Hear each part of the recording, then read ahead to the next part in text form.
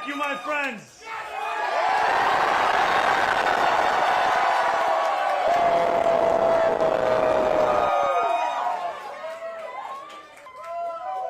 Tonight, we made history.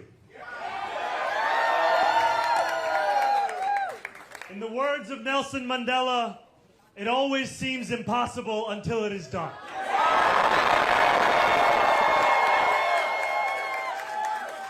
My friends, we have done it.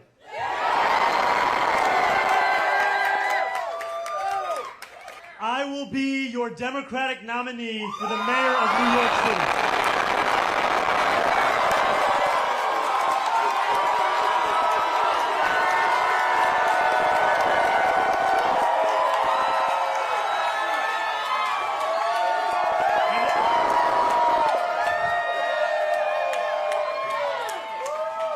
An hour ago, I spoke with Andrew Cuomo about the need to bring this city, together, as he called me to concede the race. Yo, he quit? He actually quit. And I want to thank Brad Lander.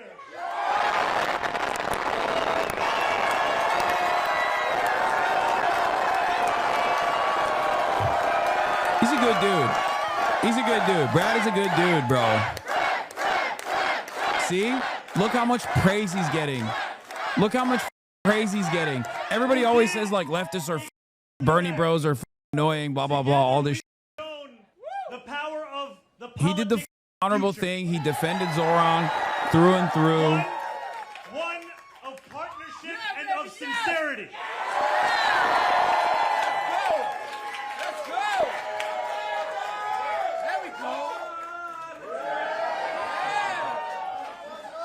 Today, 8 months after launching this campaign, with the vision of a city that every New Yorker could afford, we have won.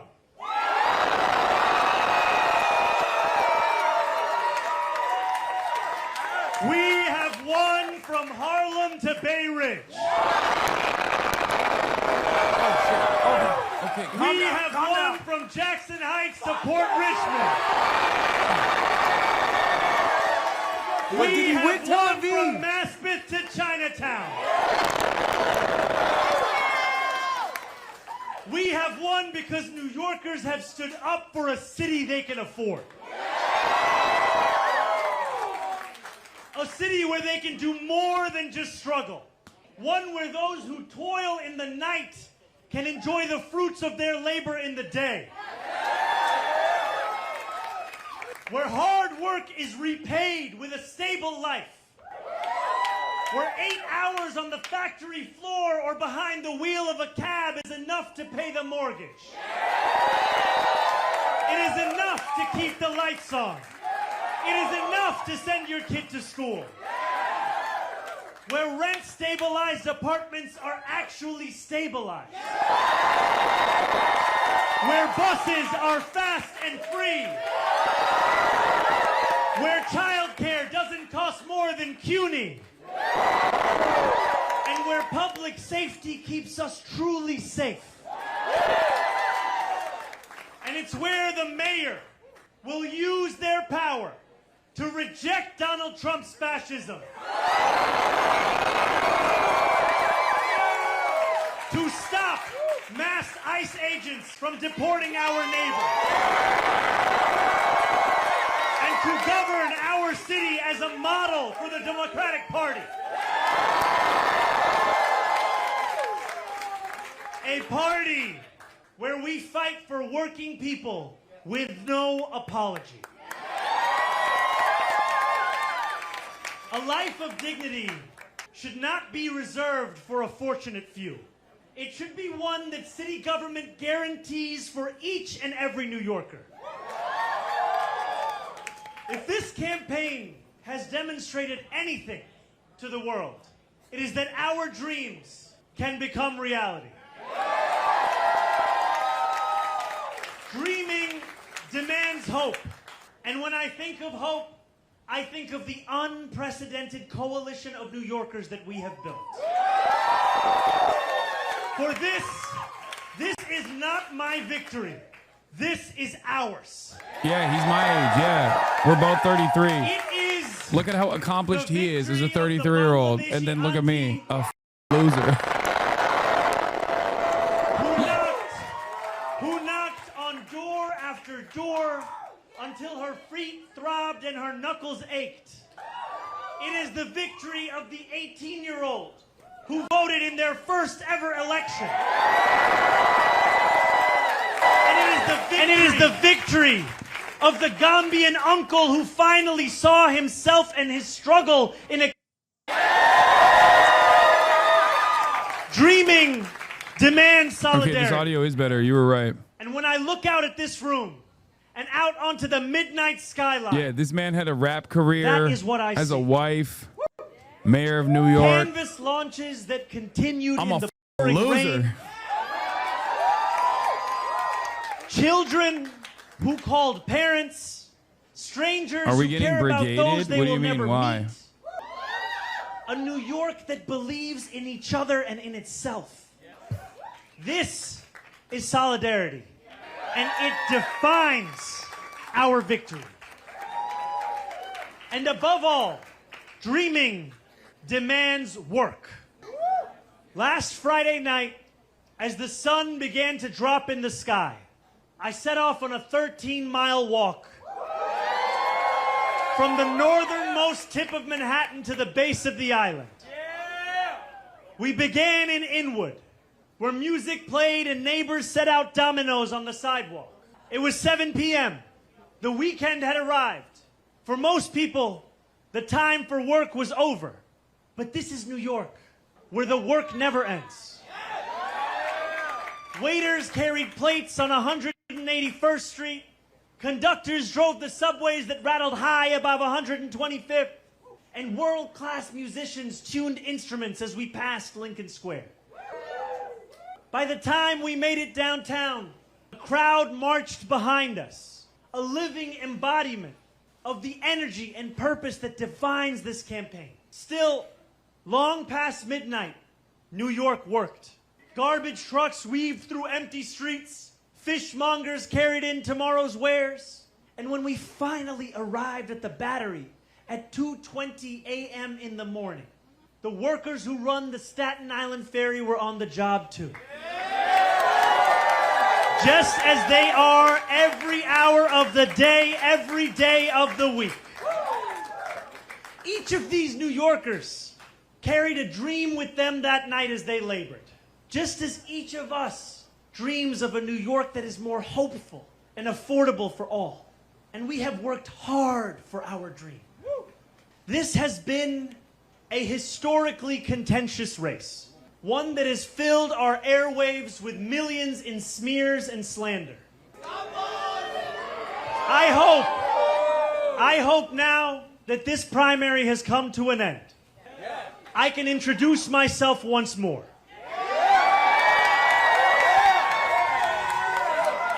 Not as you've seen me in a 30-second ad or in a mailer in your mailbox, but as how I will lead as your mayor. I will be the mayor for every New Yorker. Whether you voted for me, for Governor Cuomo, or felt too disillusioned by a long, broken political system to vote at all, I will fight for a city that works for you, that is affordable for you, that is safe for you. I will work to be a mayor you will be proud to call your own. I cannot promise that you will always agree with me, but I will never hide from you. If you are hurting, I will try to heal. If you feel misunderstood, I will strive to understand. Your concerns will always be mine, and I will put your hopes before my own. And I know that those hopes extend beyond our 5 boroughs. There are millions of New Yorkers who have strong feelings about what happens overseas. I am one of them. And while I will not abandon my beliefs or my commitments, grounded in a demand for equality, for humanity, for all those who walk this earth, you have my word to reach further, to understand the perspectives of those with whom I disagree, and to wrestle deeply with those disagreements. Let me close with this. In these dark times, I know that it is harder than ever to keep faith in our democracy. It has been attacked by billionaires and their big spending, by elected officials who care more about self-enrichment than the public trust, and by authoritarian leaders who rule through fear. But above all, our democracy has been attacked from within. For too long, New Yorkers have strained to find a leader who represents us, who puts us first. And we have been betrayed time and again. After so many disappointments, the heart hardens, belief becomes elusive. And when we no longer believe in our democracy, it only becomes easier for people like Donald Trump to convince us of his worth, for billionaires to convince us that they must always lead. As FDR said, democracy has disappeared in several other great nations, not because the people disliked democracy, but because they had grown tired of unemployment and insecurity, of seeing their children hungry while they sat helpless in the face of government confusion and weakness. In desperation, they chose to sacrifice liberty in the hope of getting something to eat. New York, if we have made one thing clear over these past months, it is that we need not choose between the two. We can be free and we can be fed. We can demand what we deserve. And together we have built a movement where everyday New Yorkers recognize themselves in our vision of democracy. Every new voter registered, that is faith renewed. Every voter who traveled through withering heat to the polls, that is faith renewed. And every New Yorker who sees solutions to the daily challenges they face in this campaign, that is faith renewed. Together, New York, we have renewed our democracy. We have given our city permission to believe again. And I pledge to you that we will remake this great city, not in my image, but in the image of every New Yorker who has only known struggle. Wait, Kathy Hochul deleted her post? In our New York, the power belongs to the people. No way. It's the other account, I suspect. It's got to be the other account.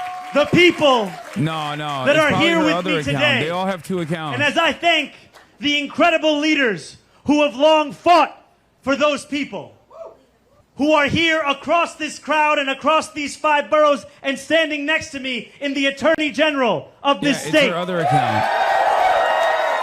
in the Public Advocate of this city, in our Congresswoman, She hit it on the Lydia private. Velasquez, She hit it in on our the private. Controller, Brad Lander,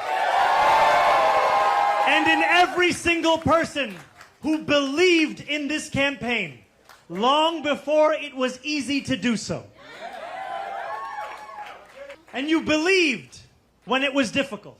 We dreamt in the night, and we are now building in the dawn. That new day, the one that we have yearned for, the one that we have struggled for, the one that we have knocked for, have texted for, have called for, the one that we have obsessed over. That new day is finally here, my friends. And it is here because you have delivered it. Thank you.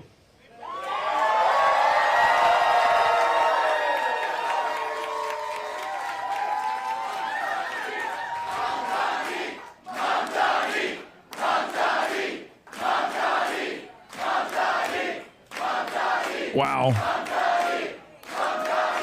Like I said, it still doesn't feel real, but also on top of that, it not only doesn't feel real, but it also feels like there's so much more work to be done. I'm still so worried about the general. You know, our work is not done, chat. You must remain vigilant. It's good. And as I thank you, it's good to you know, I must have thank a those dose of hope who brought and me optimism. into this world. But we must remain vigilant. I must thank my mother and my father, Mira and Mahmoud, and I must thank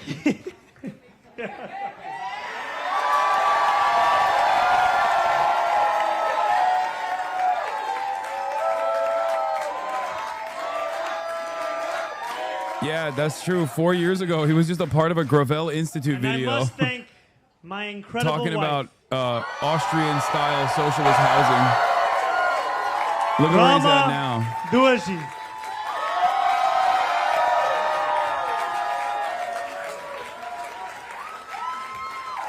This is Mahmoud Mamdani's book, The CIA and the Factory of Islamist Terrorism.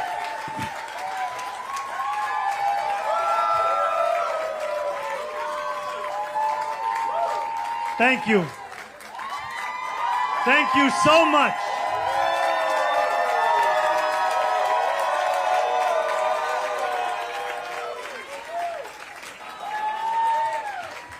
Now let us lead this city into one that is affordable for each and every New Yorker.